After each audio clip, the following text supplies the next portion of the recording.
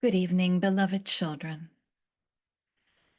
We have gratefully assembled with you and as you, among you, and we have so many desires to bring forth. We have so many energies at hand who are here ready to wash your feet, to feed you, to touch you, and to let you know how deeply you are seen and treasured and loved. And we would like to bring in our first guest, someone who has been here many times, someone who you all know from your many past lives interacting with him, and someone who really needs no introduction. But here is the master teacher, Jesus or Yeshua. And we step aside and allow Yeshua to come forward.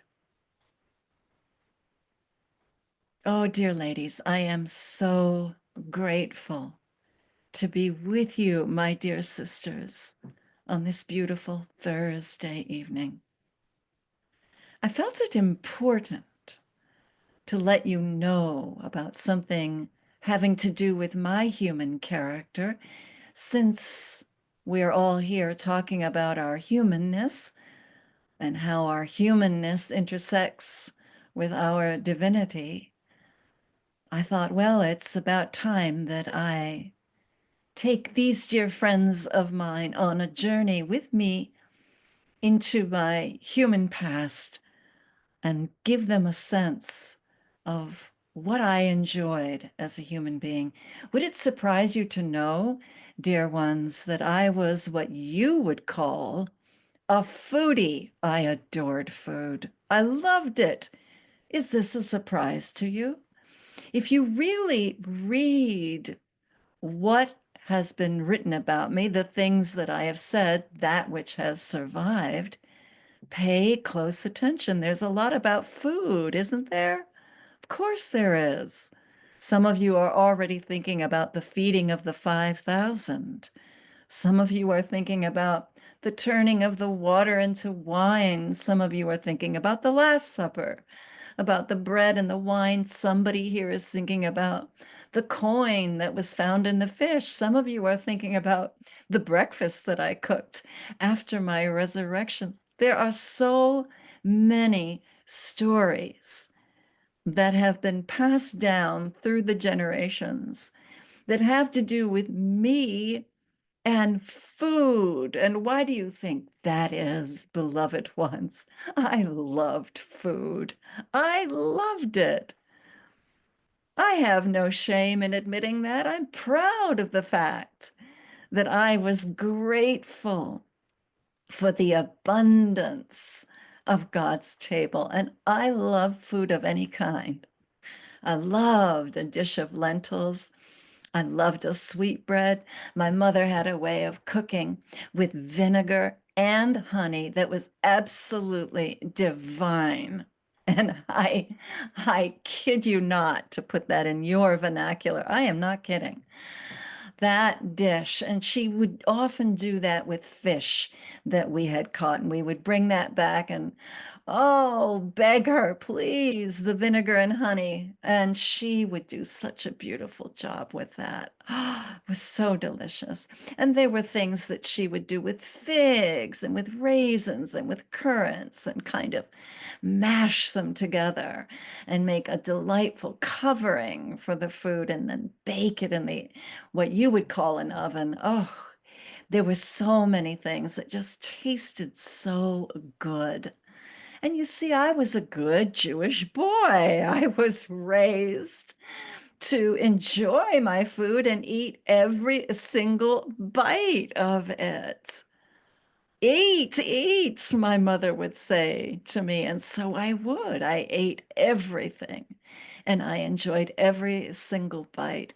As I did, there was a refrain of scripture, a psalm, as you know it, taste and see the goodness of the Lord. Oh my goodness. You know that I really would feel into that when I was on your earth plane of tasting and seeing the goodness of the Lord. Oh, those words made such sense to me when I was a young child of 8 years old and enjoying my first date. No, not a romantic date, my friends. No, the date that you eat, my first date. I'll never forget that.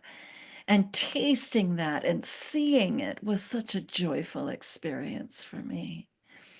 And that was an experience I wanted to replicate with all of my friends, with all of the beautiful souls that I hung out with, the prostitutes and the tax collectors and people from different countries and people that did not understand what I was saying and people that understood what I was saying. I wanted to eat with all of them. I wanted a feast, a banquet with all of them. And there were moments in my earth life, moments in which I tell you that I remember thinking, this is heaven. When Martha would bring out a beautiful, newly baked loaf of bread and the smell of the fish along with the bread and the sense of we have everything here that we need. And when she would put that bread down on the table and say the blessing, and we would partake of that evening meal, and our conversation was soft and quiet and gentle, and we would tell little jokes to one another. And I would think to myself, oh, Father in heaven, this is heaven right here. This is heaven on earth, this kind of a banquet. It's what I wanted so for my brothers and sisters on the earth plane to understand the sense of life being a banquet that is open to all, of life being a series of taste and see how good the Lord is, how good divinity is, how good life is. And so I would tell stories about banquets and opening the doors and inviting all kinds of people to a banquet because I understood that. I understood that story as part of what my mission was, to open the doors and invite people in to a banquet, into a space where there would be more than enough to eat, where the conversation is gentle and free and light and, yes, funny and dear. This is what I wanted. And sometimes I achieved it on the earth plane. There were moments, even in what you call the Last Supper, even in that last meal, there were moments in that meal of great wit and deep, deep confidence in one another, a sense of, oh, isn't life beautiful? Isn't this wonderful? And then other things came to pass. And then a crown of thorns was placed upon my head. And then I embarked on a different kind of banquet, a heavenly banquet, a banquet that I am still holding, as you know. But my dears, I bring this all up because I notice each and every one of you finding ways to choose the banquet of life, to choose what is truly delicious, what fills your soul with joy, what it is that makes you happy, what it is that makes you feel as though this is heaven on earth, despite the fact that your earth is wobbly. My dears, no more wobbly than it was for me when I walked upon the earth. Just wobbly in a greater sense, wobbly in that now you are all feeling it together. It's a different kind of wobble. I promise you that. just different, because now all of you on this planet feel the wobble together. You're no longer in your separate, separate little lineages and customs. This truly now is one world. And as one world, yes, it is wobbling. And as one world, there is a banquet at hand. Part of the banquet, my darlings, is what I'm going to call for you this evening, the banquet of observance. How you observe your circumstances, how you observe the food upon your table, how you observe one another, how you observe your stories. The observance of life is key if you desire to make a banquet out of life, if you desire for your life to feed you, to be a nurturing experience. And your life can nurture you despite all circumstances, despite the wobble. Believe me, your life can always feed you, always nurture you, always take care of you, if you know how to observe your life, how to observe your circumstances. One of the ways that I trained myself to observe not only food, but its circumstances, and we'll start with food, shall we? We'll just start with food. It is written about me that I would take bread, a loaf of bread, and raise my eyes up and give thanks for this bread. And then I would break it apart. But first, I would give thanks for it. I would observe it from what you would call, in today's vernacular, the fourth dimension. I would look at it from the fourth dimension. I would give it my fourth dimensional observance, which is to say that from fourth dimension, a loaf of bread, that which feeds a human body from fourth dimension, is a leavening of understanding. And I would see from fourth dimension that bread and understanding are the same thing.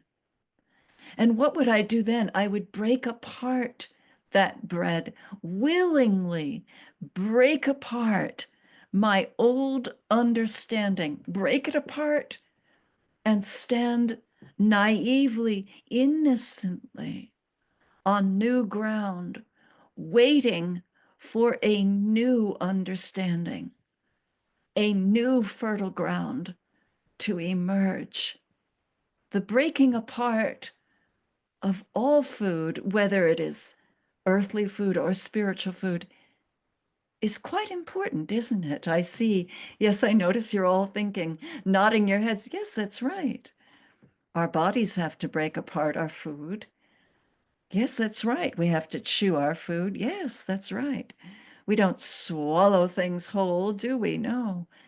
We break them apart into small, manageable pieces.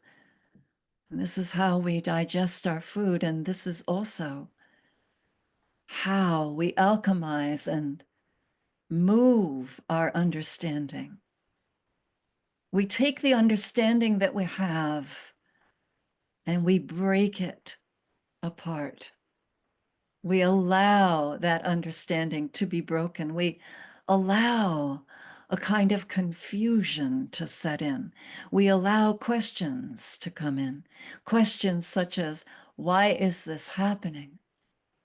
Why is this happening to me? Why is this happening to our country? Why is this happening to my car? Why is it happening to my mind? Why is it happening to my neighbor? All of these questions of why is this happening are actually very positive signs And from where I am in the fourth dimension, it says to me, aha, I have students that have begun to break apart their old understanding so that they can enter into a season of new understanding, so that they can truly feed themselves. And in the feeding of themselves, can truly nurture one another. Every day in every way, you are doing this. And I know that the confusion can be so uncomfortable. I know it can make your bodies feel out of whack. I know that it can cause you to worry sometimes. I understand all of this. I know confusion. I've walked through it. I've inhabited it. I understand it.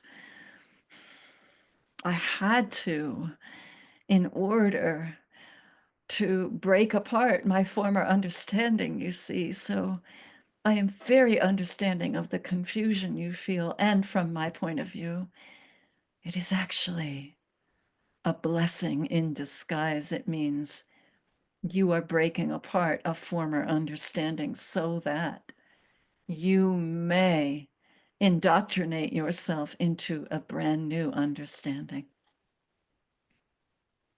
And as many of you know, you already know this, but that new understanding is inclusive.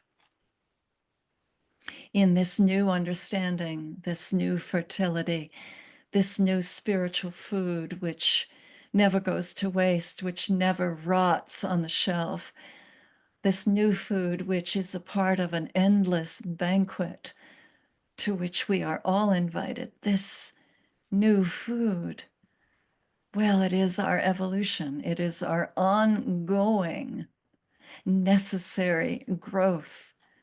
It is that which impels us forward. This is our breaking apart and our new food. This is what feeds not just 5,000 people. This is what feeds your planet and all planets around it. You've been so patient with me. You've listened so carefully. I admire that about you. I love you so dearly, my dear sisters. And I appreciate all the tools that you are using to be willing to break apart your former understanding so that you may learn to feed yourself on a new understanding. It takes a lot of courage to do that. But remember, when you do it with other people, it can be a lot of fun. Remember, the heavenly banquet is meant to be fun. It's meant to raise your spirits. It's meant to be tasty. It's meant to be delicious. It's meant to make you feel good about yourselves. Thank you, beloveds. I'm going to withdraw and allow your beautiful Zarina consciousness to come back forward. Bless you, dear ones. Shalom.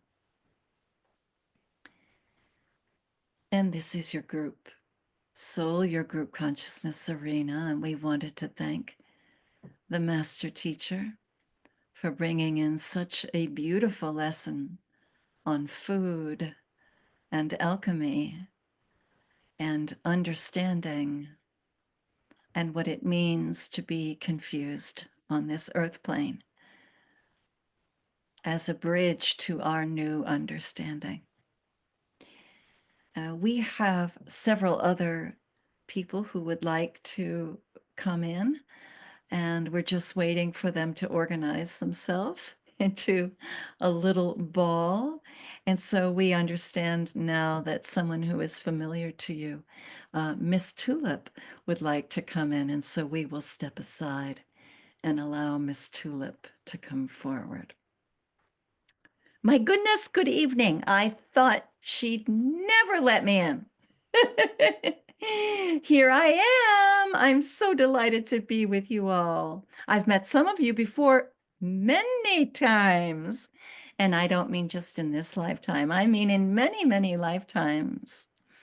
I wanted to pick up on what our beautiful brother spoke about in terms of the heavenly banquet and terms of how we divide that loaf of bread, how we break it apart, how we break apart our former understanding, and how we allow ourselves to be momentarily confused, and how we then keep evolving forward. So, as you know, I am continuing to work with you with your divine mediumship. And I want to talk to you tonight about your physical mediumship. Because as I am observing from my fourth dimensional palace, which is quite beautiful, I am observing more and more and more children of the earth plane that are waking up and discovering the light that they are, moving past the physical dimension or physical expression of self, moving past and absorbing and becoming multi-dimensional. And so some of you are noticing that your alarm clocks are going on without you touching them. Some of you are having expressions of physical mediumship within your cabinet. Some of you are noticing the appearance or disappearance of objects. These are all manifestations of physical mediumship. And let me make something very clear. Each and every one of you is a physical medium, or you wouldn't be here. And by being here, what I mean is you wouldn't be a human being if you weren't a physical medium. How do I describe physical mediumship? Well, it's pretty simple for me. A physical medium is someone who readily and gratefully recognizes that their physical body extends from the third dimension right into the fourth dimension. That there is a continuum and not a disconnect between third dimensional matter right on into the timelessness of the fourth dimension. And that is what a physical medium is readily and gratefully exploring. And who here among you isn't readily and gratefully exploring the fact that your humanness, your personalities, the physicality of your being, with all of its strengths and all of its weaknesses, who here among you isn't learning to notice that that physical being extends forward into the fourth dimension?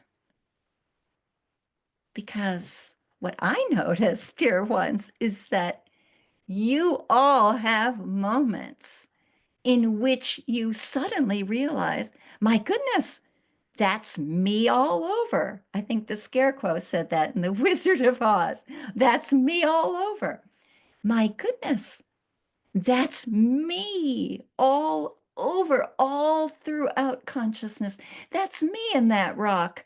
That's me in that woman in China. That's me over there in Prague. That's me in that stream. That's me in that cute dog. That's me in that molecule of air. That's me all over. You are all of you having glimpses of that's me all over. That's physical mediumship, my dears. That's what it is. And I'm going to be bringing you through a meditation tonight that will help you understand where you are in your evolution, where we are, I should say, not just you. How silly of me. We, all of us together, where we are, as we learn to extend the vibration of the physical body, of matter, all the way over into what some of you would call antimatter, but it's really timelessness. It's just timelessness to infinity. Are you ready? Are you curious? Are your eyes open? Is your heart soft? Is your mind open? Good, good. Are you ready to be impressed with a joyful experience? Good, good. I can feel that you are. How delightful, how delightful. And so I'm going to take you on a journey of your physical organs. And we're going to start with your liver. Just think about your liver. What a beautiful physical organ. The liver does such a beautiful job of filtering out, cleansing. It's also a place where we tend to store things, don't we? We store things like anger or discontent. We store a lot in our liver, but we also filter a lot in our liver. And as you're thinking about your own liver and bringing your own loving attention to your liver, I'd like you to notice that you are beginning to think, beautiful liver, beautiful divine liver, beautiful template of a beautiful, perfect liver, the beautiful divine idea of a liver is what has been used to create this beautiful liver of mine. It is the divine idea behind the physical expression of the liver that has created the liver. And so we are feeling into the physicality of liver, and we're also feeling into the instrumentality of the divine idea of liver that is behind, if you will, that stands behind the physicality of liver. And so now we are feeling a continuum, aren't we? There is the divine idea as it continues and moves into the physical. And as you feel that, my dear, you might even begin to feel a lovely kind of wind, a kind of breeze, a sense of a wind moving over matter to create something. That wind is your own consciousness, isn't it, my dears? That's your own consciousness.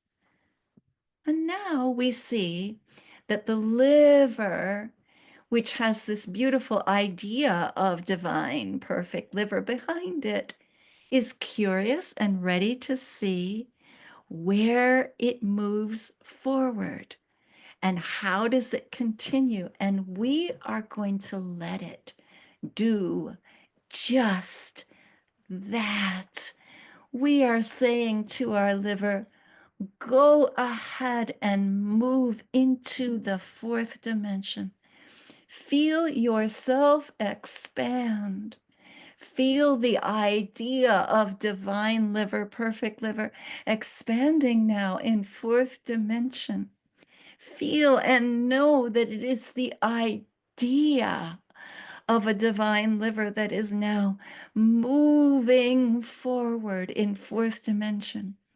And as this beautiful liver of your being, this beautiful subtext of your being, this aspect of physical being that has been in charge of helping you filter out your emotions, now that you have moved it and allowed it to move into fourth dimension, you can see all the energies that liver is ready to drop.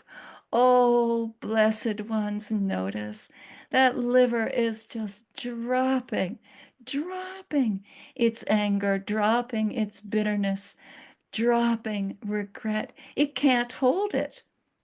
It cannot hold those emotions, not here in timelessness. It's like loosening a belt, and now the liver is free to float, and now it is truly itself. And as this is happening for your beautiful liver, the expansion of liver, the movement of liver, beyond its own physicality into timelessness. Right now, my dear, you are all experiencing physical mediumship.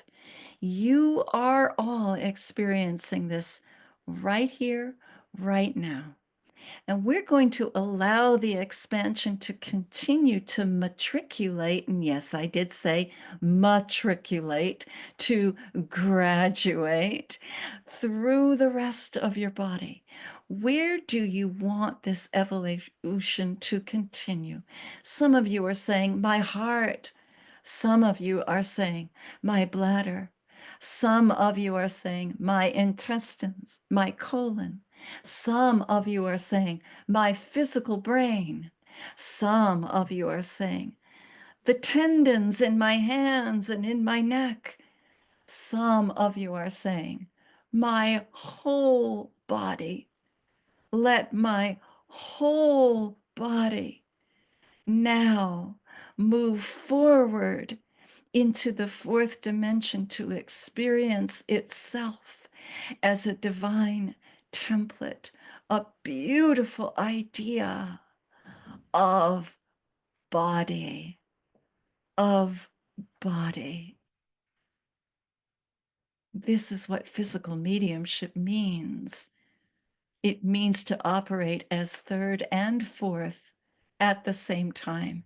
And in doing so, all the other dimensions, fifth and sixth and seventh and eighth, ninth and 10th and 11th, quite naturally come into play. Oh, you dear ones, you dear ones. Now I'm going to help very gently guide you back.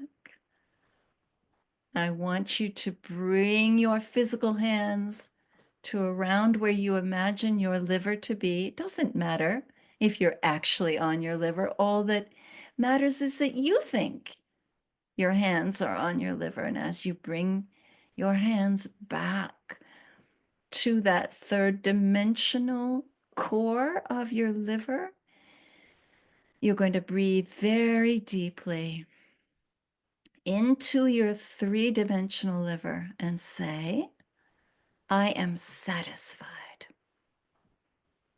I am satisfied.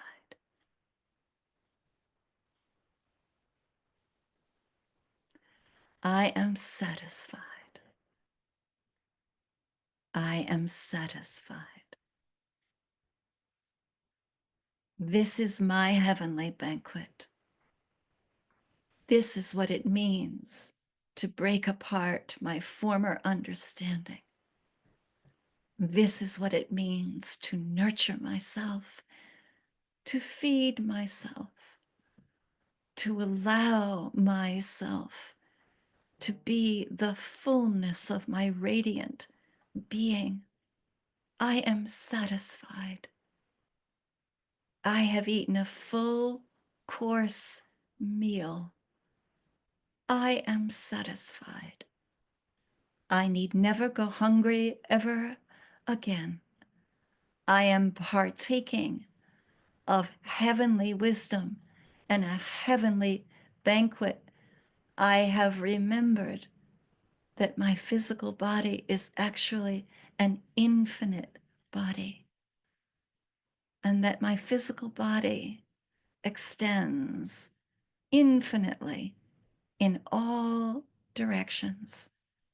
And not even the appearance of death keeps the energy of my physical body from radiantly always evolving forward, so that my physical body and my etheric body and all the bodies of my being are rapturously beautifully, sumptuously even, bound in a heavenly banquet. I am one, and we are one. Bless you, dear ones. I'm going to ask your joy guides to hold your feet to the ground, give you a sense of earthly gravity, which is a good thing. Yes, of course it is. It's a good thing.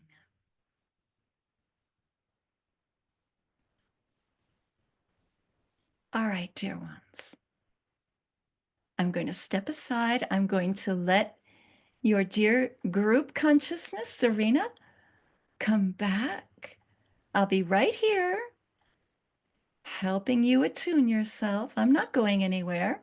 Neither is Yeshua. We are both right here as you attune yourself into feeling your feet, and that your feet are also extending magnificently into the fourth and fifth and sixth, seventh and eighth dimension, while at the same time you are wondrously, physically present. And this is your group Souls Arena. We wanted to thank Miss Tulip for a really extraordinary experience in demonstrating and guiding for us what it means to matriculate or to graduate, so that we are not just students of the vibrations of the third dimensional life, but of the fourth and fifth and beyond. We have one more guest who would like to come in. I'm going to step aside and allow this next guest to come forward. He is so familiar to many of you. Here he comes. You can hear him laughing. Yes, it's Master Saint Germain. I thought she'd never stop talking. I wanted to come in. So happy to be here with all of you. So delighted to be here. That was a beautiful exercise, wasn't it?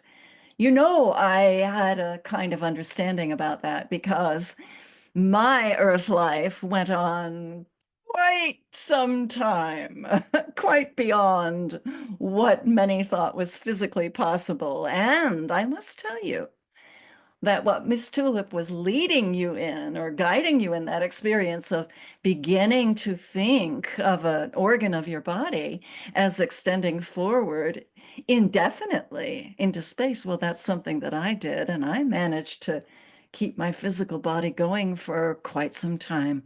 Now, I know that's not of total interest to all of you. I know that many of you are not all that interested in longevity in the way I was interested in it. But there is something that I believe all of you, all of us here are very interested in. And that is the absolution or the letting go of the idea of hierarchy.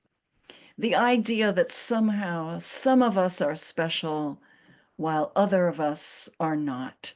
That some of us are gifted and some of us are able and some of us are not. What I hope that Miss Tulip's gentle working with you, what I hope you are able to take with you from this experience is not only are you capable of opening your physical bodies to being multidimensional bodies, not only are you able, but everyone is. Everyone and everything. And I know we've talked to you about this before, that this is part of the new earth and what you call the new Jerusalem. This is part of the new pattern. But it is a pattern, an evolutionary pattern, that is not exclusive. There is not some sort of royal club. There is not the haves and the have-nots.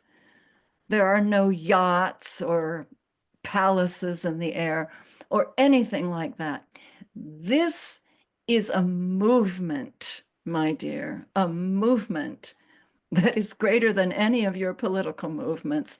This is an evolutionary movement. And in this movement, no one is excluded and no one is left behind, and no one and no thing, every least rock, which of course is every greatest rock, is a part of this journey of being expressive, not only on the material plane, but on all the other dimensions.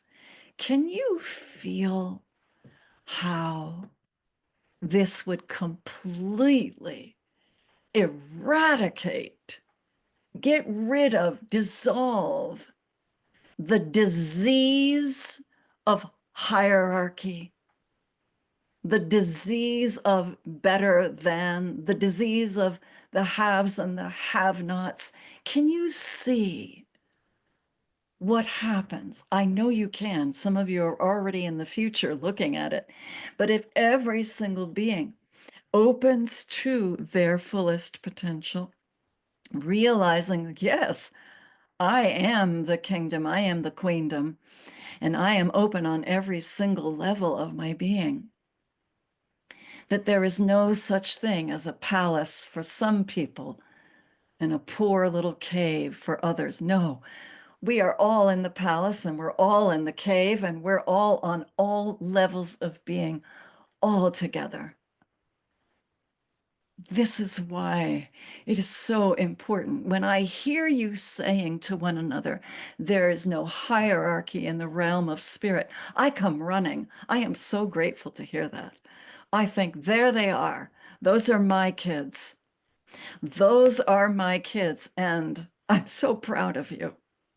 It is something that we've talked about a great deal when we are exclusively in fourth dimension, something that I've rammed into your consciousness and that you've agreed to many, many, many times. But it makes me so proud to hear you say it. No hierarchy in the realm of spirit. And, beloveds, what is coming is no hierarchy in the realm of the third dimension of the material plane. This is what's coming. But first, the material plane has to crack apart. It's a loaf of bread and it has to be divided. You see that, yes? And the confusion that comes, well, that's part of the process. And it's part of all of you getting your footing, so to speak, in allowing yourselves to be multidimensional so that the sails of your being are just full to the brim. I can see this happening for all of you, and I'm already proud, and I'm already with you in the fulfillment of this particular prophecy that I'm bringing in. It's your prophecy. I'm only mirroring what you know yourself to be true. So, wrapping this up, and they've asked me to do that. They've said, come on, Germaine, wrap it up. So here I am wrapping it up. If life is a banquet, it is a banquet that is meant to be understood at the highest level of being. In order to understand the banquet from the highest level of being, it needs to be broken apart like a loaf of bread. In other words, we need to die to our former selves so that we can live to our new selves.